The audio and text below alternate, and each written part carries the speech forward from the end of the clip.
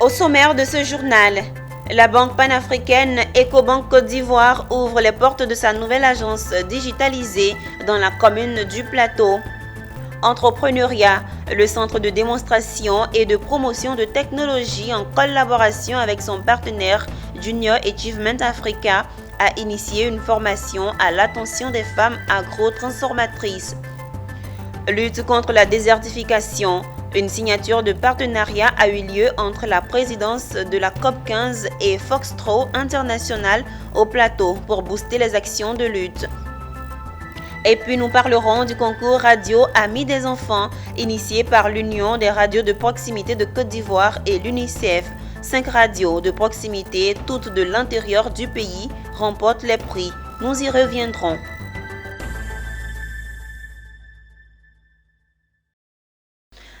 Bienvenue, Madame, Monsieur. Vous suivez le journal sur Business 24 Africa. La banque panafricaine Ecobank Côte d'Ivoire a ouvert les portes de sa nouvelle agence dans la commune du Plateau. La présentation de cette banque s'est faite en présence de partenaires, invités spéciaux et clients de la banque.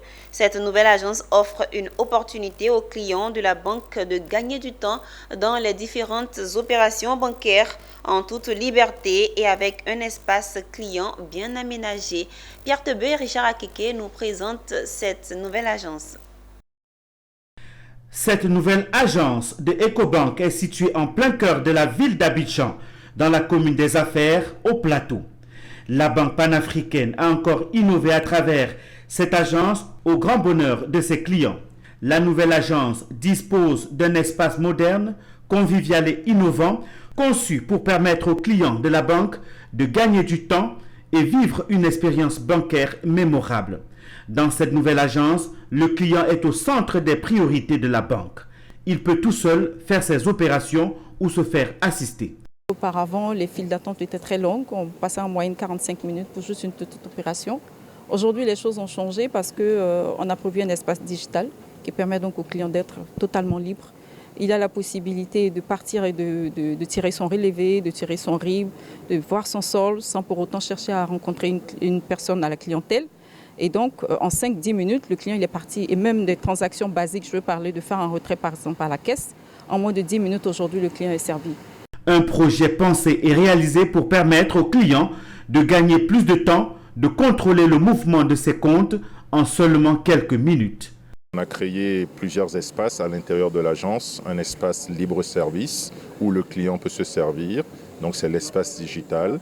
On a essayé aussi d'optimiser les temps d'attente en permettant aux clients d'avoir de la formation, de profiter de ce qu'on appelle une agora lorsqu'on est en train d'attendre pour des services. Et aussi en essayant de former de manière spécifique toutes nos équipes qui sont à l'intérieur de cette agence pour que ces équipes soient obsédées par l'envie de donner la meilleure expérience possible à chaque client qui rentre dans cette agence. La nouvelle agence Ecobank du Plateau est une banque simplifiée. Elle dispose d'innovations technologiques de pointe dans le libre service offrant l'accès aux produits digitaux de la banque. Avec la nouvelle agence Ecobank du Plateau, la banque panafricaine en Côte d'Ivoire veut aller plus vite et plus loin avec ses clients.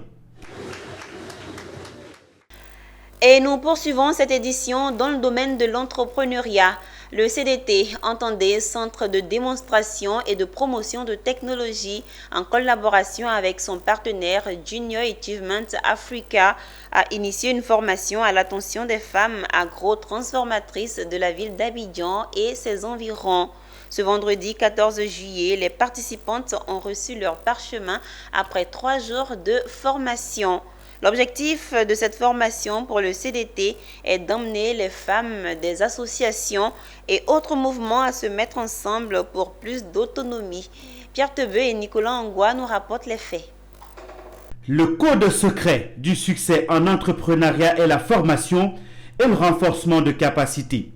3 jours auront suffi aux participants à cette formation organisée par le Centre de démonstration et de promotion de technologie, pour la plupart des femmes entrepreneurs et agrotransformatrices issues du monde agricole, de se former sur les fondamentaux de l'entrepreneuriat. La problématique centrale de cette formation était pour les apprenants d'aboutir à la gestion autonome d'une entreprise. Entre eux, par petits groupes, après le déroulé du programme, ils se sont partagés les expériences. À la fin, c'est toujours une réelle satisfaction pour tous les participants. Sur tous les plans, au niveau de la qualité, au niveau du prix, comment améliorer ce que nous savons faire. Voilà, pour l'acquisition de nos matériels, quels sont les matériels qui sied, voilà. Nous avons appris beaucoup de choses. J'ai appris le business plan. Ça a changé ma situation. Comment je dois vendre? Comment je vais m'approcher de mon client? Cette formation est une première d'une série que compte organiser le CBT à l'endroit des agrotransformatrices entrepreneurs de l'intérieur de la Côte d'Ivoire. Nous, CDT, nous avons un partenariat avec Junior Achievement Africa. Et donc, dans ce partenariat-là, il est prévu que les personnes que nous accompagnons bénéficient de temps en temps d'un certain nombre d'opportunités, notamment des opportunités en termes de renforcement des capacités. Les participants sont outillés désormais pour entreprendre sereinement leurs propres affaires. La remise des attestations a mis un terme à cette formation de 3 jours au Centre de démonstration et de promotion de technologie CDT à Marcory. La Confédération générale des entreprises de Côte d'Ivoire, CGECI, a initié une rencontre d'échange entre les acteurs intervenant dans la chaîne de valeur des fonds internationaux. Des échanges qui ont réuni autour d'une même table entreprises privées et les responsables de la BCEAO. Plus de détails avec Walter Kofi et Ismaël Doza. Dirigeants d'entreprises privées, agents de la Direction générale des douanes, la Direction des établissements de crédit et des finances publiques extérieures, le guichet unique du commerce extérieur et les responsables de la Banque centrale des États de l'Afrique de l'Ouest étaient réunis autour de la même table. Objectif, échanger sur la problématique des transferts internationaux de devises et sur la disposition du règlement R09.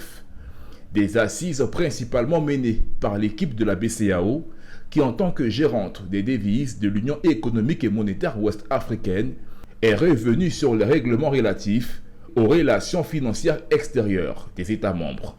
Il s'agissait plus concrètement de permettre à chacun des acteurs de présenter son rôle dans ce mécanisme afin de lever toutes les difficultés et incompréhensions pour éviter une dégradation des réserves de change. Un rôle que s'est donné la Confédération générale des entreprises de Côte d'Ivoire, CGECI, à travers la mise en place d'un comité de concertation. Nous avions estimé important de rencontrer la BCEAO pour comprendre les raisons qui peuvent amener une entreprise à être en défaut de rapatriement et connaître les délais dans lesquels l'entreprise peut régler son problème pour pouvoir payer ses fournisseurs à jour et en temps.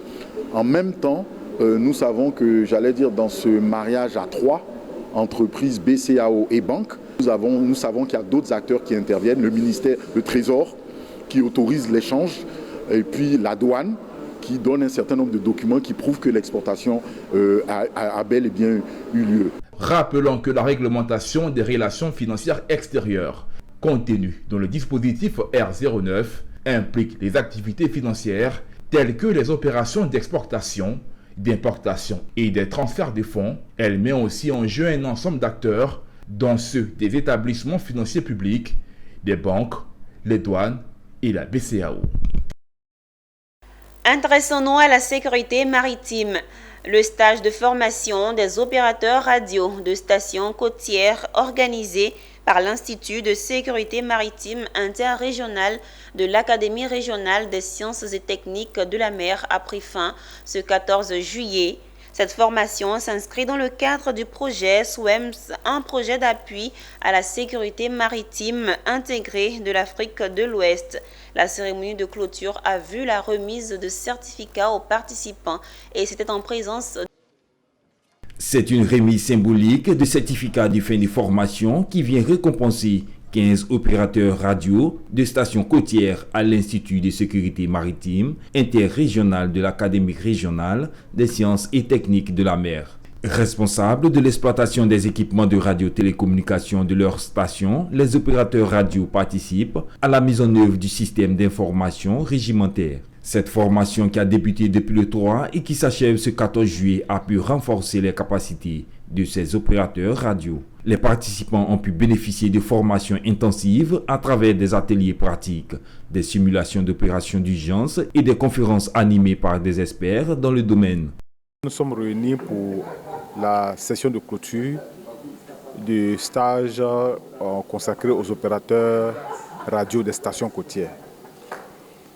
Vous savez que dans le cadre de la navigation maritime, il y a ce qu'on appelle les centres de recherche et sauvetage maritime, donc les MRCC en anglais, qui sont en contact avec les navires et à travers un canal de communication qu'est la radio d'urgence, qu'on appelle le SMDSM, donc Système mondial de détresse et de sécurité en mer. Une formation qui vient booster les performances des auditeurs. C'est une opportunité pour nous de revoir nos différentes notions et ça nous a permis encore une fois de mesurer la portée du rôle que nous jouons dans tout ce qui est sauvegarde de vie humaine en mer. Et donc je peux dire que c'est une grande satisfaction.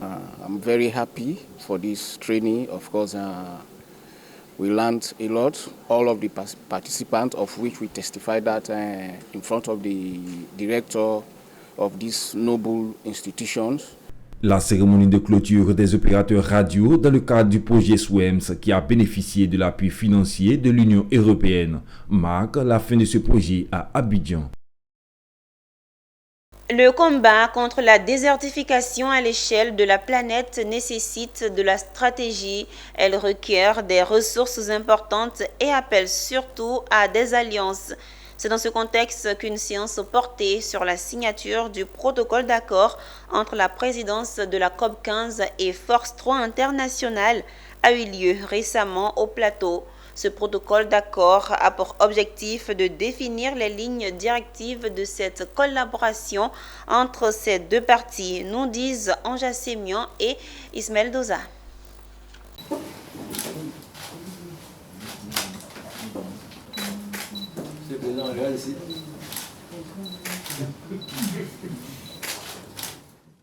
Le président de la COP15, Alain Richard Dombaï, vient de se faire un nouveau compagnon de lutte, celle contre la désertification. Parafeur en main, accompagné d'une poignée de main, signe de la collaboration franche entre ces deux soldats de l'environnement. Désormais, c'est avec la société Foxtrot International qu'il envisage aussi d'accentuer ses actions de lutte contre la désertification, la sécheresse et la dégradation des sols. Ce nouveau partenariat renforce notre dynamique d'action en mettant encore en avant le rôle stratégique du secteur privé dans la préservation des terres et des solutions innovantes éprouvées. Avec Foxtrot International, notre ambition est de renforcer notre plaidoyer politique et stratégique afin que la mobilisation générale contre le changement climatique porte effectivement ses fruits. Nous sommes aussi engagés dans une stratégie bas carbone et nous avons une politique RSE et nous espérons votre soutien, votre aide. Nous définirons ensemble une feuille de route. Et enfin, nous voulons accentuer le plaidoyer et la communication autour des actions des partis. Et je pense que vous pouvez vraiment nous aider. C'est donc le 6e partenariat avec le secteur privé qui vient d'être acté et dont les domaines de collaboration se résument à des appuis mutuels des deux entités dans leurs différentes initiatives prises pour lutter contre la désertification. Après cette page sur la lutte contre la désertification, intéressons-nous à la lutte contre la corruption. Le jeudi 13 juillet 2023 a marqué la célébration de la 7e édition de la Journée africaine de lutte contre la corruption au centre sportif ivoiro-coréen à Abidjan, en Côte d'Ivoire. Organisée par le ministère de la Promotion de la bonne gouvernance et de la lutte contre la corruption et le ministère des Sports, cette journée a eu pour thème gouvernance, éthique, valeurs et intégrité du sport en Côte d'Ivoire. Le reportage est signé Michel Prou et Doumbia Ayuba.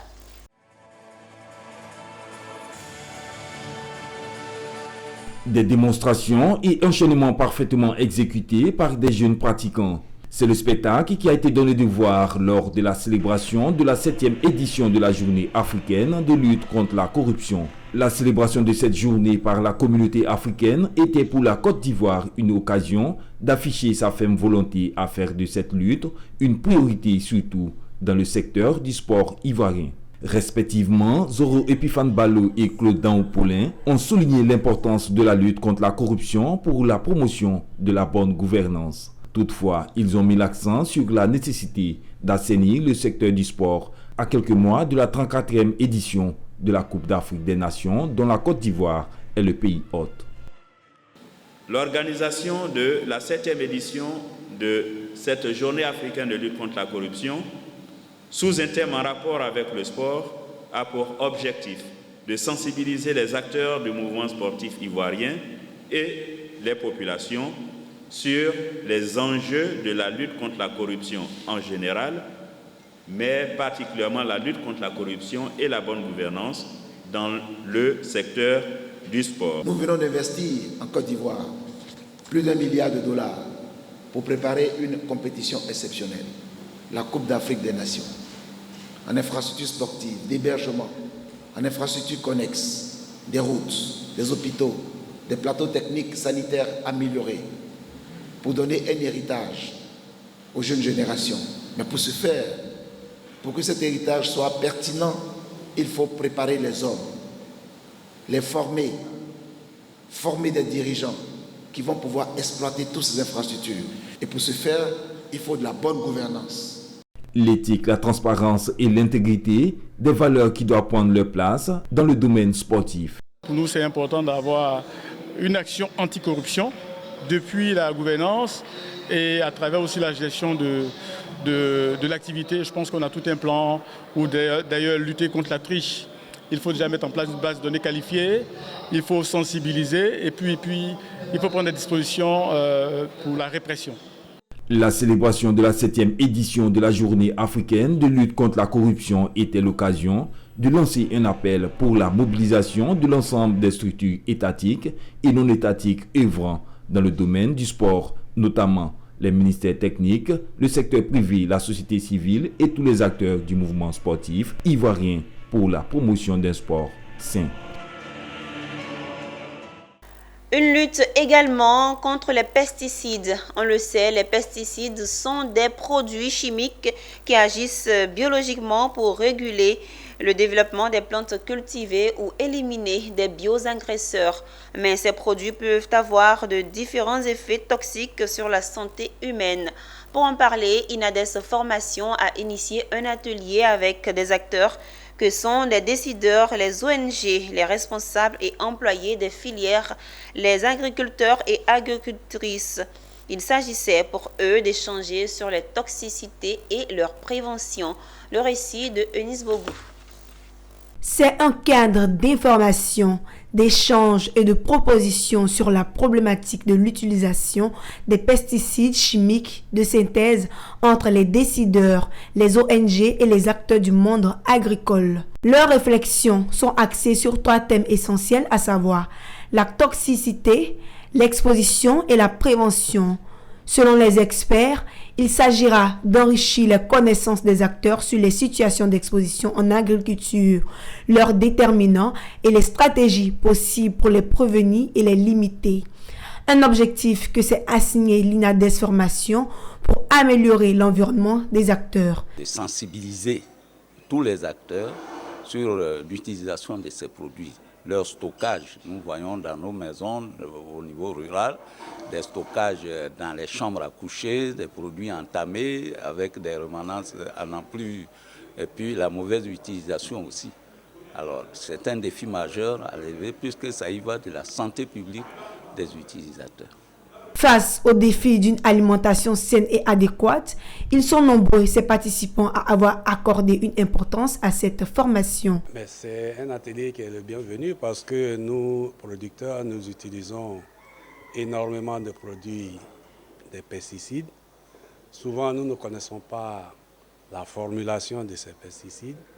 Le principal problème on va dire que c'est un principal problème, quand on va faire les sensibilisations, il y a la pénurie de main-d'œuvre qui fait qu'aujourd'hui, les populations rurales ont du mal à se dessaisir de ces pesticides chimiques et des herbicides.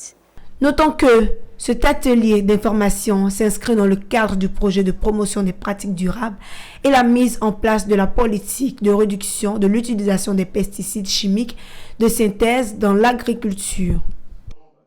Parlons distinction. Les lauréats du concours Radio Amis des enfants sont connus. L'Union des radios de proximité de Côte d'Ivoire, en collaboration avec l'UNICEF, a procédé à la remise de récompenses aux acteurs de ces radios dans la commune de Cocody. Parmi 32 sur 60 radios de proximité, 5 remportent les prix sectoriels en rapport avec la promotion des droits de l'enfant. Les représentants du ministère de la Communication, du ministère de la Femme et plusieurs autres autorités étaient témoins de cette récompense. Augustin Kra et Michel Brou. Avec 264 points sur 357, la radio Média Plus de Boaké. L'Union des radios de proximité de Côte d'Ivoire, en partenariat avec l'UNICEF, vient de faire des heureux. 5 radios de proximité ont été fait lauréats du concours national Radio Amis des enfants. Elles repartent chacune avec plusieurs lots. Une table de mixage, un ordinateur, un ondulateur, un microphone, un enregistreur Zoom A6 et par-dessus tout, un émetteur. C'est le fruit des meilleures émissions réalisées sur les différentes thématiques proposées dans le cadre du projet Radio Amis des enfants. Un concours qui vient pour encourager les radios à optimiser la qualité de leur production radiophonique pour de meilleurs impacts dans le changement positif des comportements. 3 jours à redécouvrir des genres radiophoniques, à apprécier une écriture journalistique spécifique. Les critères pris en compte portent à la fois sur les qualités techniques et les qualités de contenu. De manière précise, nous avons évalué les productions sur l'audibilité. La cérémonie de remise de prix du concours national Radio Amis des enfants a mobilisé la présence de plusieurs ministères, des artistes des enfants et des représentants des radios, au grand bonheur des initiateurs. Très content d'abord, nous avons gagné le prix de la nutrition. Et c'est une équipe qui a travaillé. Aujourd'hui, je dis merci à cette équipe. Comme je le disais tout à l'heure, pour une radio, il faudrait qu'il y ait un suivi. Et pour nous, c'est de faire en sorte que l'information, la bonne information puisse passer sur certaines thématiques concernant les enfants, notamment sur l'éducation, sur la nutrition, sur beaucoup de thèmes. Et donc c'est pour ça que nous avons, avec notre partenaire, donc, initié ce concours-là, afin de permettre justement à nos populations de comprendre l'importance de certaines thématiques. Il faut noter que tant de radios communautaires conventionnées sur 60 membres de l'URPCI ont participé au concours avec chacune 2 productions, soit 64 reçues sur la santé, l'éducation, la protection et les adolescents. 14 émissions interactives sur la nutrition présélectionnées. Intéressons-nous aux échéances électorales 2023. Le 2 septembre prochain se tiendront les élections couplées régionales et municipales. Pour poursuivre le processus du développement local en Côte d'Ivoire, le Rassemblement des oufouettistes pour la démocratie et la paix a choisi et investi 231 candidats dans la commune de Cocody. C'était lors du conseil du parti qui a rassemblé ses membres et militants. Suivez.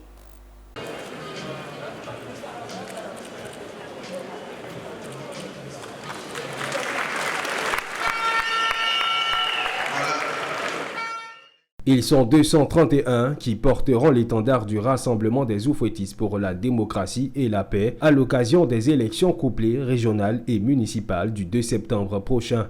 Le président du parti, son Excellence Alassane Ouattara, place en eux sa foi, celle de conserver les acquis dans les régions et de poursuivre le processus de développement engagé. La création du parti est en marche. Des chantiers importants sont maintenant opérationnels et d'autres ont connu leur aboutissement. Je voudrais dire que le travail important doit se poursuivre. Le président a par ailleurs saisi l'occasion pour rappeler à l'ordre les membres du parti qui rament à contre-courant des principes établis. Et que nous serons véritablement intraitables concernant les candidatures indépendantes. Et je voudrais signaler qu'il n'y a pas lieu d'avoir des candidatures indépendantes. Compte tenu de tout ce qui a été fait, dans le processus de sélection. Cette cérémonie d'investiture fut un moment de satisfaction exprimé par les militants du parti en qui la confiance de leur président a été renouvelée. Je suis heureux de pouvoir recevoir aujourd'hui mon investiture pour travailler d'arrache-pied sur le terrain pour lui ramener la victoire au 2 septembre. Le président nous a fait confiance et nous avons effectivement bien travaillé dans notre région. Et Dieu merci, nous avons été retenus pour représenter les couleurs du RHDP dans notre localité. C'est là que je suis là cet après-midi pour apporter tout mon soutien à notre tête de liste. Et aujourd'hui, nous avons le soutien de nos parents, que ce soit les femmes et les jeunes. Nous avons le soutien. Et puis l'avantage qu'on a, c'est que nous sommes jeunes. Le Rassemblement des Oufouettistes pour la démocratie et la paix ambitionne conquérir les 30 régions et les 201 communes au soir du 2 septembre 2023. Les fonctionnaires de la capitale politique de Côte d'Ivoire auront bientôt leur toit. C'est dans le cadre d'un programme initié par Côte d'Ivoire Propriété qui comprend des particularités pour l'acquisition d'un lot. Ce programme a été lancé officiellement en présence des partenaires techniques et financiers. Plus de précisions avec Anja Sémian et Marius Siri. 5000 lots dans la capitale politique de la Côte d'Ivoire seront bien exploités par les premiers servis. Ils sont déjà identifiés puisque le programme initié par la structure Côte d'Ivoire Copropriété a pour but de permettre aux fonctionnaires de la ville de devenir propriétaires de lots et cela à des prix abordables. Aujourd'hui, nous sommes ici pour notre programme de réception de lots de la part de notre partenaire Aigle Success BTP parce que nous avons lancé un programme de lots pour les fonctionnaires et pour les corps habillés. Et donc ce programme est un programme à crédit. Un programme à crédit, c'est-à-dire que c'est sans apport, vous souscrivez, vous faites un ordre de virement. C'est Yamoussoukro qui accueille cette initiative à ambition sociale sur une période de 36 mois sans apport et avec des facilités de paiement adaptées à leur budget. Les agents de l'État soucieux d'avoir un chez-soi qui garantisse une fin de carrière tranquille pourront désormais s'inscrire dans le processus d'acquisition. Une opportunité unique de devenir propriétaire de leur logement dans leur ville. D'accord, vous savez, en Côte d'Ivoire, quand nous prenons le revenu moyen d'un fonctionnaire, cela ne permet pas à tout un chacun de pouvoir s'offrir un terrain. Donc c'est après plusieurs réflexions, nous avons dit tiens, pourquoi ne pas créer un programme qui sera en phase avec la situation et le vécu de l'Ivoirien. C'est en ce sens que le projet a été créé qui permet à tout un chacun de pouvoir, à travers un paiement mensuel qui est très minime, de pouvoir acquérir un terrain sur notre programme à Yamoussoukro. La capitale qui doit naître à Yamoussoukro, vu la CAN qui se prépare à venir à Yamoussoukro, je pense que Yamoussoukro aujourd'hui c'est une ville qui va donner une autre image de l'histoire. Notons que la structure Côte d'Ivoire Copropriété s'est déjà illustrée à travers la construction d'écoles et de logements au bonheur des populations de bien d'autres localités. Nous restons à Yamoussoukro. Réunies en association, les femmes du quartier Dioulabougou ont honoré récemment le ministre Souleymane Diarra-Souba, ministre du Commerce, de l'Industrie et de la Promotion des PME, pour ses actions en faveur des femmes du quartier. Au cours de cette cérémonie parrainée par Mensa Marie-Laurence et Eugène Kwame, ces femmes ont raffiné leur soutien total au ministre Souleymane Diarra-Souba pour ses actions de développement et de cohésion sociale à Yamoussoukro. Pierre Tebeu nous commente le reportage de Charles Kouakou. Les femmes de l'association Action Souleymane Diarra-Souba et leurs sœurs du quartier Dioulabougou sont sorties nombreuses à cette cérémonie. Elles sont sorties pour saluer toutes les actions de développement et de cohésion sociale dans la ville de Yamoussoukro. La célébration est une opportunité pour nous de faire le point d'une année de marché de combat et de quête de bien-être pour nos familles respectives. En effet, messieurs et madame, chers marraines et chers parrains, nous marquons un arrêt pour rendre grâce au Tout-Puissant de nous avoir accordé cette grâce d'une part et de célébrer les braves femmes.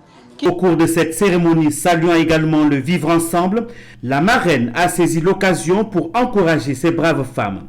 Le parrain, quant à lui, a mis en avant les actions de développement dans la ville de Yamoussoukro et les actions posées pour la cohésion sociale. Merveilleuses femmes de Yamoussoukro, je vous remercie de tout cœur pour tout ce que vous faites chaque jour pour rendre notre vie et notre quartier meilleur. Je suis fier de vous. Je suis profondément reconnaissante pour votre contribution au rayonnement de Yamoussoukro. Merci de tout cœur pour tout ce que vous faites pour notre ville. Vous êtes des modèles de force, de courage et d'inspiration. Vous nous avez sollicité, Mme Bessa et moi, pour vous accompagner. Ça fait plusieurs années que nous sommes avec vous. Ça veut dire que nous sommes dans vos cœurs. Vous nous avez aussi adoptés. Mais quand vous adoptez des gens, que vous aimez leur affaire, ça veut dire que ce que ces gens-là aiment, vous devez vous aimer. Ces femmes, membres de l'association Action Souleymane Diarra Souba et les femmes du quartier Djoulabougou sont reparties avec des présents offerts par les parrains. Et c'est la fin de ce journal préparé par l'ensemble de la rédaction. Merci de l'avoir suivi. Les programmes se poursuivent sur Business 24 Africa, la télé utile.